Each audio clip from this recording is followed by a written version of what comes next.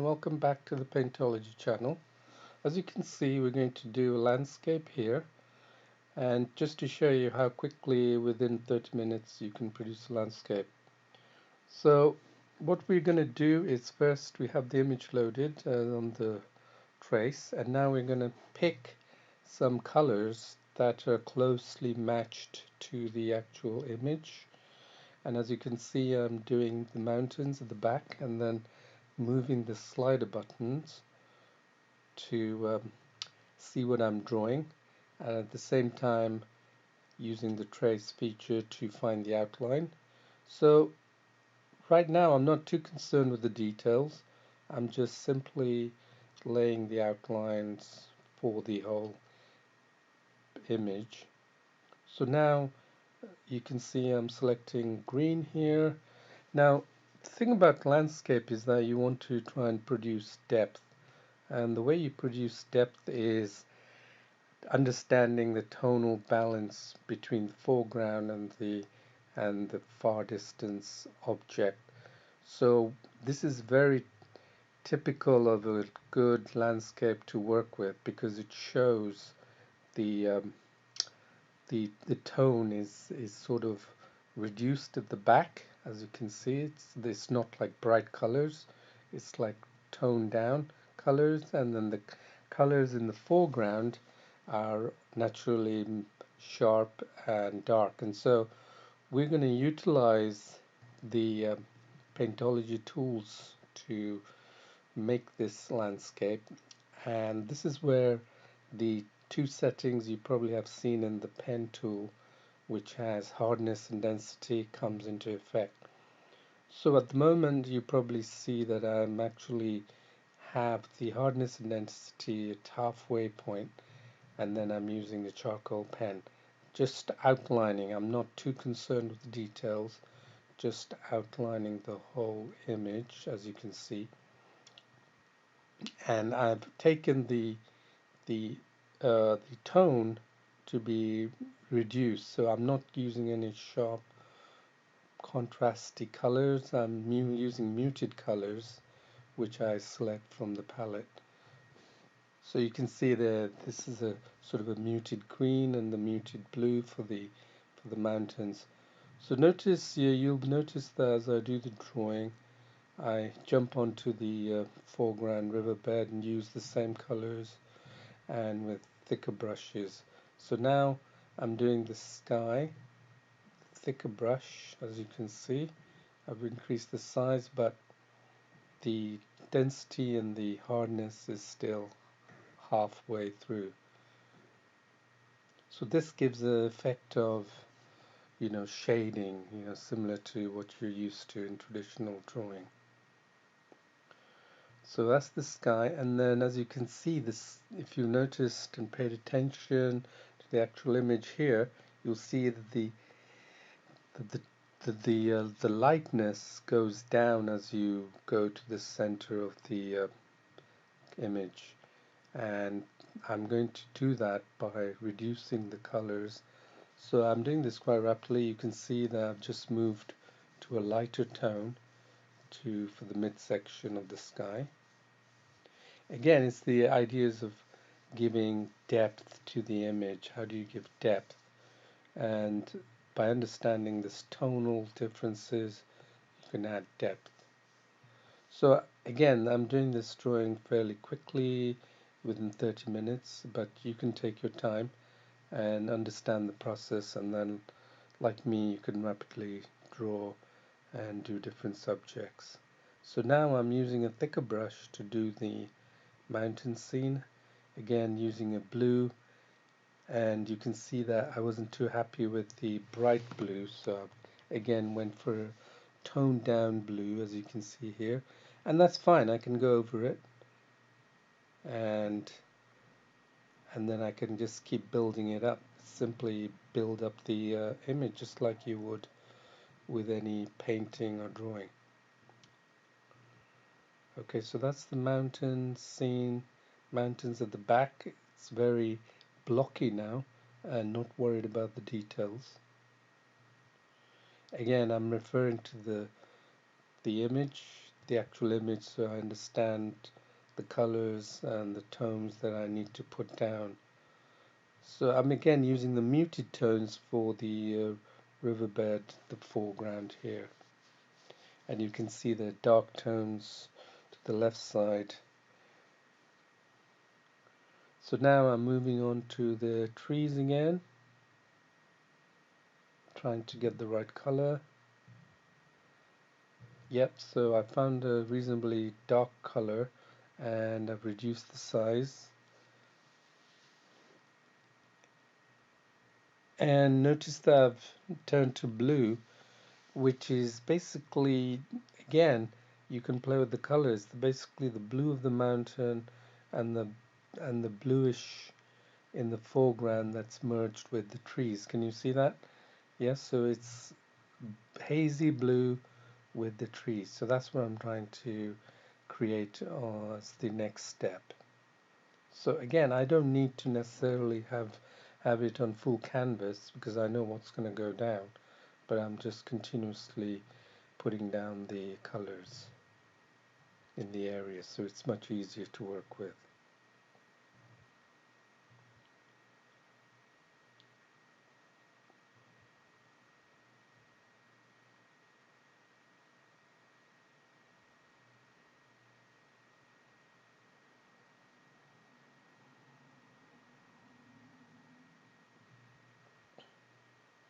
So I'm just going over those trees, the muted trees of the background that's merged with the mountains, and trying to get that effect. Now I turn to the sort of a brighter green for the green foliage and trees at the foreground. So this is the land that's at the foreground, and then just putting that down, just laying that down.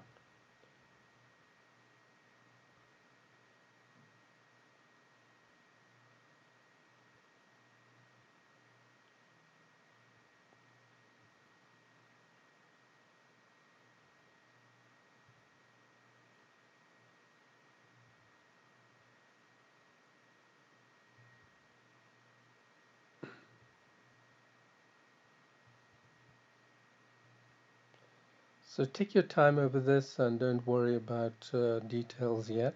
All you're trying to do is just almost like laying down the base coat or the base layers and trying to get some form of shape to the drawing, because the details come later and I will show you at the end how to create the details, taking advantage of the fact that you understand that the foreground is darker, more contrasty, higher tone value, and with the background it's very muted, like you see here. This gives the illusion of depth, and that's what we're going to do on the drawing. So again, I'm using quick dab of the strokes. By the way, I'm using the tablet, Samsung tablet here with the stylus pen, because I find that a lot quicker to use a stylus because of the details I can get. But you can use a normal stylus for a tablet or a standard tablet or a phone.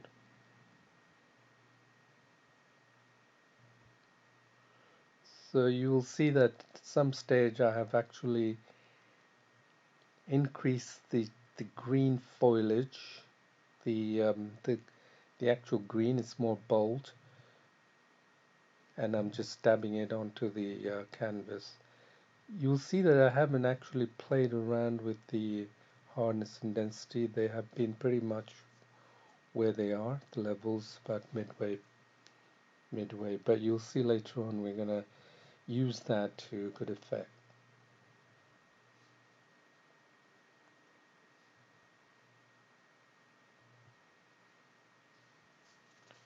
Okay, I'm just putting down some rocks here. Don't really care the details of it, just putting down what I can. And notice I used green because it's hard. The eyes can be so odd that you don't really necessarily need. You can add the layers afterwards, the colors, the darker colors for the rocks. So it's just a reference point right now.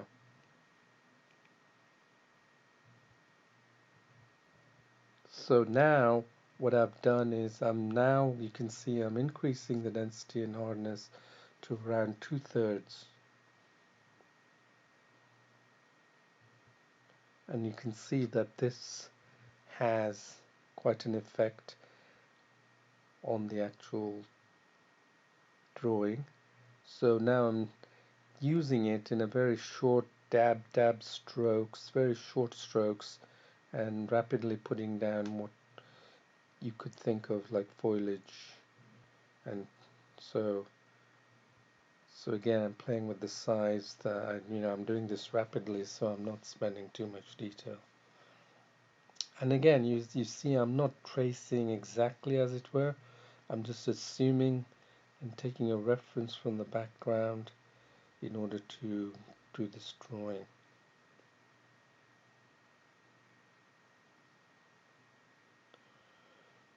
So when you're drawing the trees, you almost understand that it's quite straight. There's a trunk, and it actually starts off with a large mass of foliage at the base and then tapers off at the end. So I stick to that kind of drawing in order to make sure that I can render these trees a look if not real, at least people can make out that they look like trees.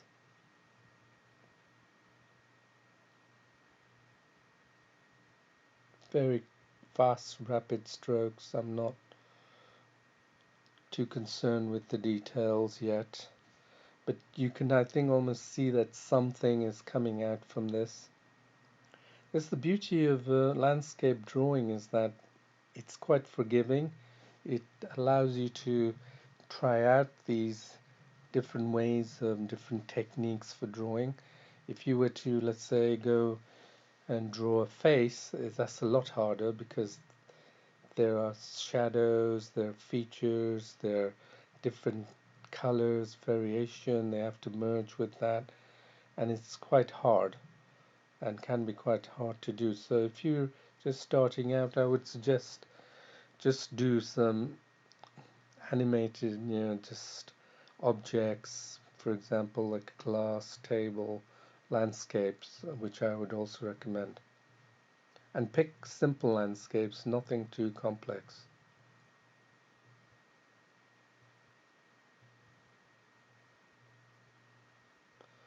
Okay, again, you see, I'm just dabbing very quickly. I'm not even too bothered with the shape of the underlying shape of the tree on the actual image. I'm just creating my own in a way, but using that as a reference. That's all I'm doing.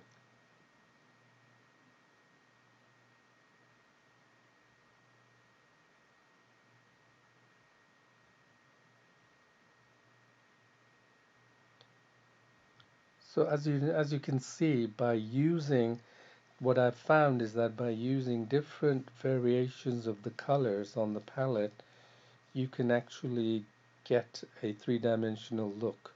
It's not a flat look, but three-dimensional. It's providing you know where the tones are, and roughly where the tones are. You can see now that I've completely shifted my the colors to the back because they're more in between the mountain tone and then the foreground tone of these distinct trees that you see in the front. So that's what I'm doing right now.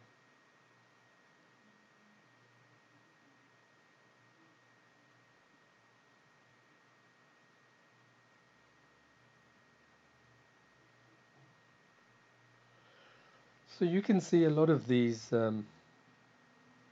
landscape drawings, video tutorials if you actually head over to my other channel, which is the Produce channel for YouTube channel. It has lots of videos on how to use Paintology to create landscapes, animals, faces, and all kinds of other subjects.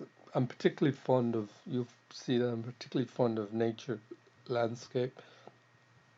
I think it's probably because it's so forgiving and it allows you to experiment more. So again, I keep referring back to the image and just making a note, a mental note of where the darker tones are.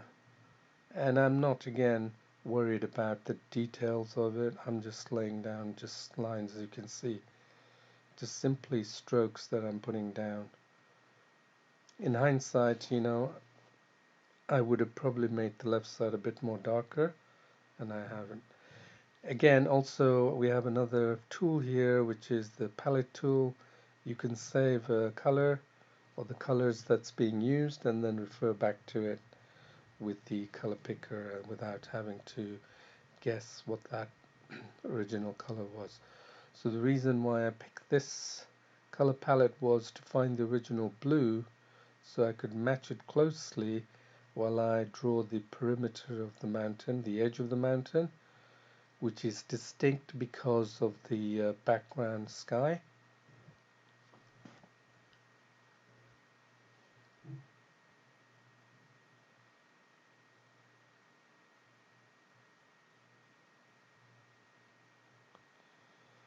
So again, you see because I've noticed the mountains had a darker edge to it, and then that's what I'm sort of trying to emulate here.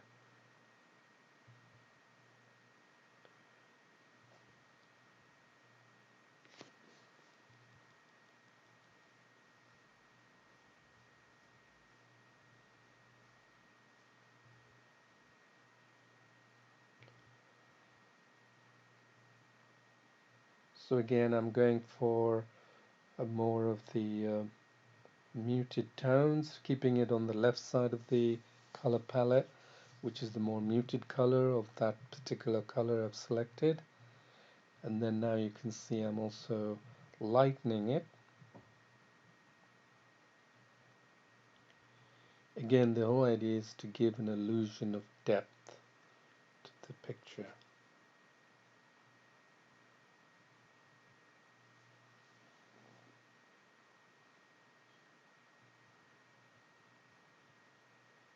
So there are some areas of the mountains that have the of a dark tonal value to it, so I'm just adding that right now.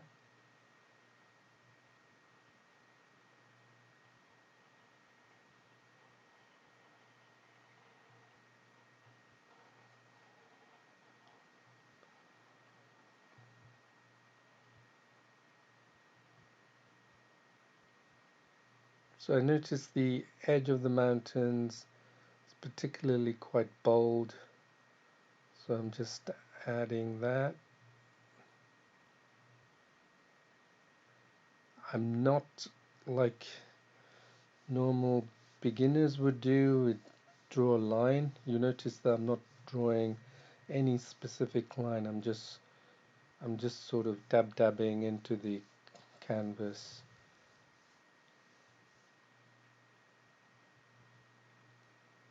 Okay, so I'm using the dark now, as you can see on the left side, which I know to be a bit darker, again creating the shape of the lake or the river.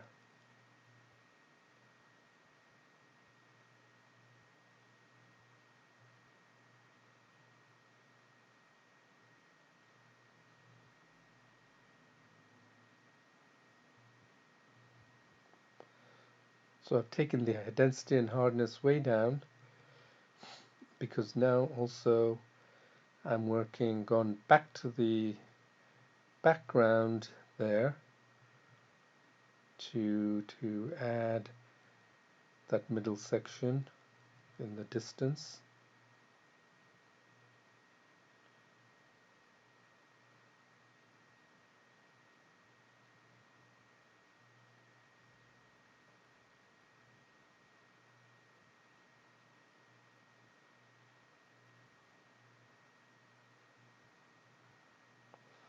I'll show you a neat trick at the end where I really go on the higher tone values, the white and the black, and you can get very interesting effects. And you'll see that towards the end when I make the landscape pop out a little bit more. Now here, I'm just dabbing into it to create a sense of the land that's been depicted in the original image.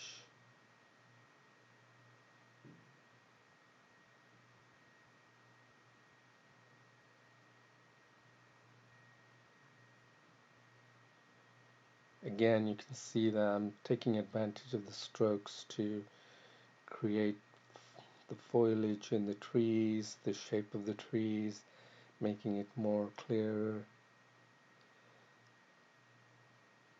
So this color that I picked for the green is actually a little muted from the distinct trees that you see on the foreground. So that again gives the illusion of depth, that they are in fact behind these trees. And again, you see I'm also using it on the foreground to give multiple colors, so it actually gives the sense of 3D dimension to the image.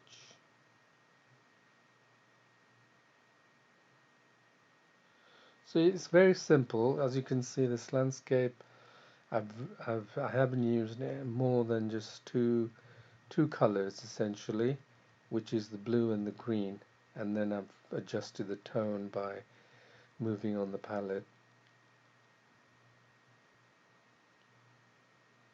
It's a good idea to use to play with images that have a reduced number of colors, that so then you can really practice, and you'll be surprised by how much variety you can get. So again, I'm here increasing the density now, so I'm really going to highlight the trees in the foreground that sticks out in the landscape,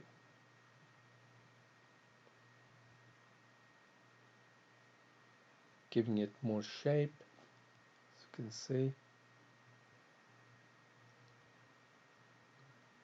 Even bringing it out into the water, because why not? I mean, you could think of them, at first I thought it could be reflection or just, stone blocks as we had on the right.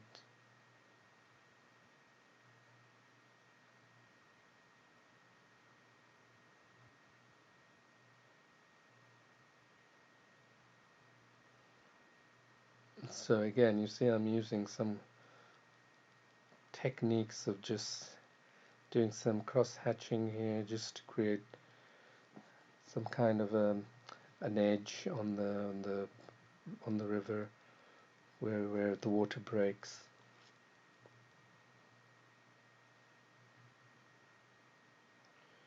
So you don't have to follow exactly what I'm doing. I would recommend you use your instincts as you go along, and don't think about too much. Just put it down and then let your imagination do the work. Let your hand do the work.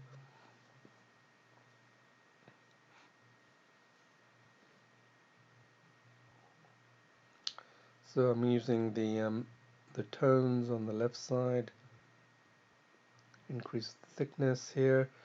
So you can see, aside from the green and the blue, there is actually that slight yellowish in the middle, very subtle, and I put that down in the foreground here as well in the water. Now we're going for the deeper blacks, as you can see. This will be like the rocks on the riverbed. And because the foreground is usually a lot sharper with a higher contrast, I'm deliberately adding that in the foreground with that little grassy mountainous patch on the foreground. which is closer to the eye, and also using it to accentuate some of the trees and the edge of the river bank.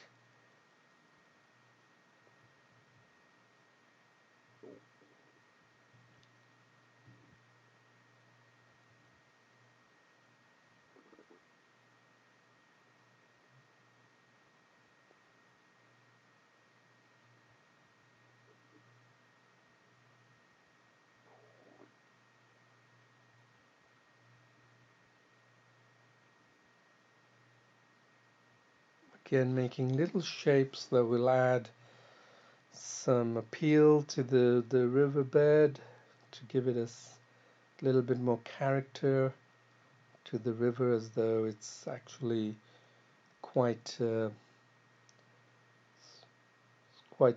moving flow of river, that water that's flowing through the river. Now I'm doing the mountain top, and notice, if I don't like it, I would undo it,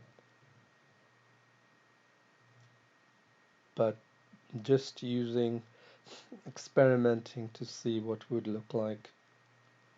Now notice that I've really increased the hardness and the density. So, and then now I've told you this little trick, the white. I pick the white here. You can see here, increase the size a little bit, adds a nice little effect as a giving the river a bit more, making it look like as though it is actual water, because you know we know that the rivers have a very high luminosity and translucence. So this is in effect what I'm doing.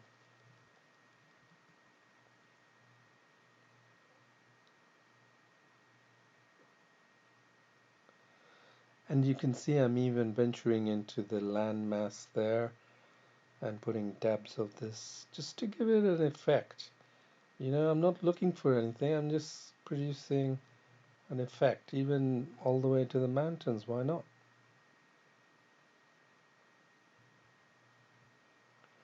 Now moving back to the black.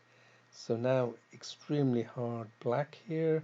So be careful how you use that, but you can see I'm only using it in very small areas where it actually works. And notice I'm using more of it on the foreground, giving it again, trying to build up that illusion of depth.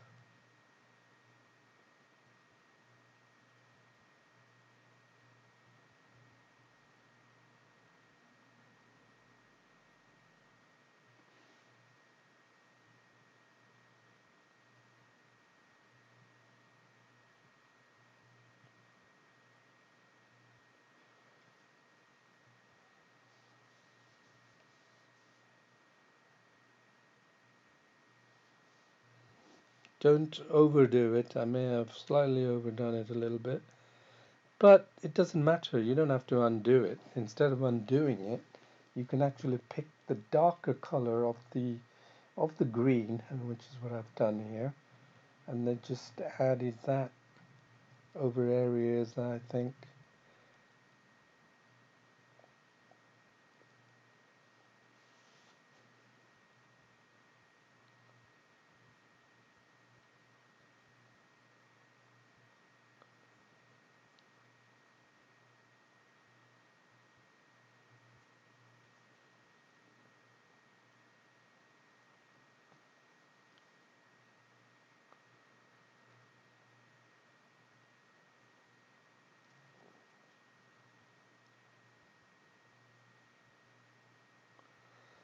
So you notice that I randomly go from one area to another. It all depends on where, if I feel this color is appropriate in those areas.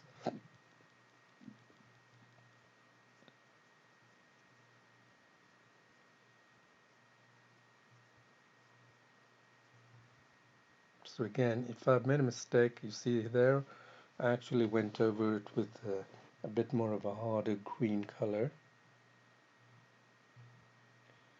And now picking a somewhat a sort of a brighter green, keeping the density high as well. Again, you see little dabs like that adds to the whole effect. By doing this, I can remove some of the areas where I may have put down some of the bold colors. So bold colors naturally can be overused, and you don't want to do that. Going back to the white, adding a bit more of an effect, the riverbanks.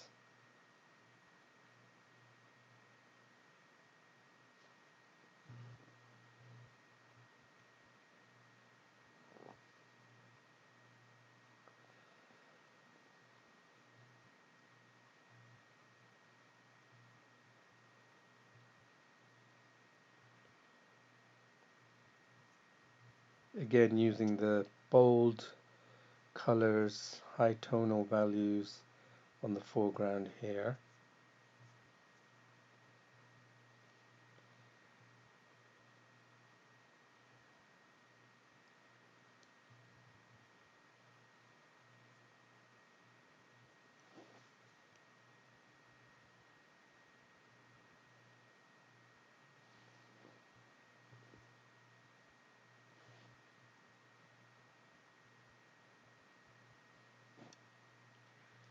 So you can do as much or as much as you like. Here, I'm going to bring this to a close, not overdoing it. And I hope I managed to show you how easily you can reproduce drawings with just a little bit of understanding of how things work. And I hope to see you again soon. I hope you enjoyed this video, and more to come later. So keep watching, and let me have your feedback. That'd be great. And if you subscribe, you can see all the videos that I'm putting up. Thank you again. See you soon. Bye.